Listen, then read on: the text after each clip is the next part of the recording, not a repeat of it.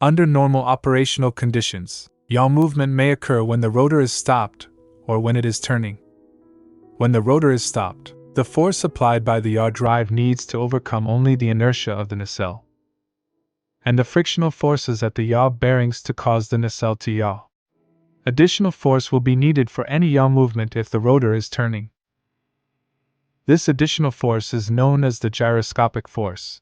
Depending on the rotational speed of the rotor and the angular velocity of the yaw movement itself, the magnitude of the gyroscopic force can be extreme.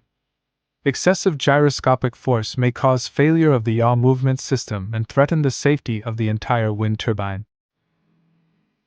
Due to the uneven special mass distribution of the blades as they rotate around the main shaft, the magnitude of this gyroscopic force will vary at a frequency directly proportional to the rotational speed of the rotor.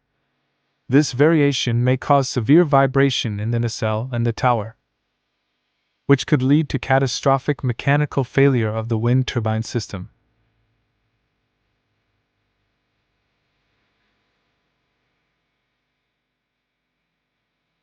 A comprehensive study of the gyroscopic forces at work during yaw movement, while the rotor is spinning, requires advanced knowledge of solid mechanics, calculus, advanced computer algorithms, and engineering modeling experiments that are beyond the scope of this lesson.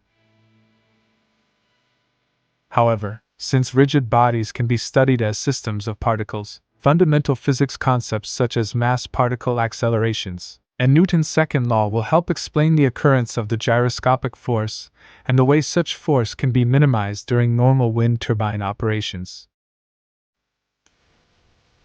For instance, consider a blade that is in the vertical position pointing downward during its rotation around the main shaft. A mass particle at the very end of this blade will not accelerate in the direction parallel to the main shaft, since there will be no change of velocity for that particle in that direction. Once yaw movement starts, however, acceleration in the direction parallel to the main shaft will occur.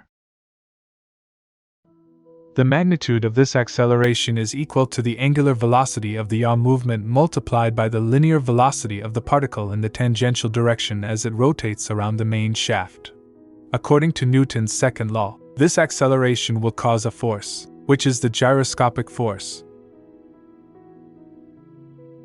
The total gyroscopic force will be the resultant of all forces acting on all mass particles of the blades at the same instant and at the similar positions. This leads to the following analysis.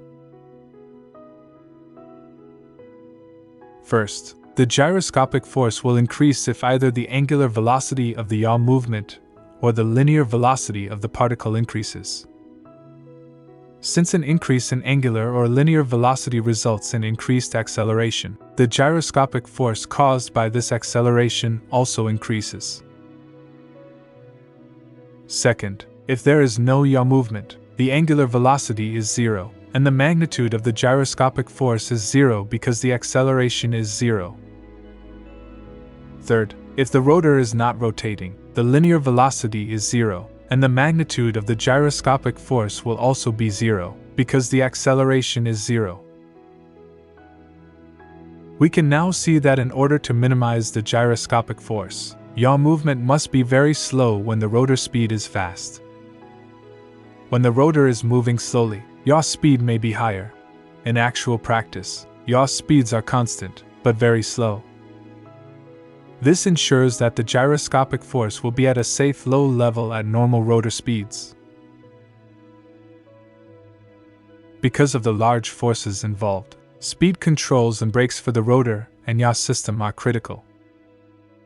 The inspection and maintenance of these systems are crucial to the safe operation of a wind turbine.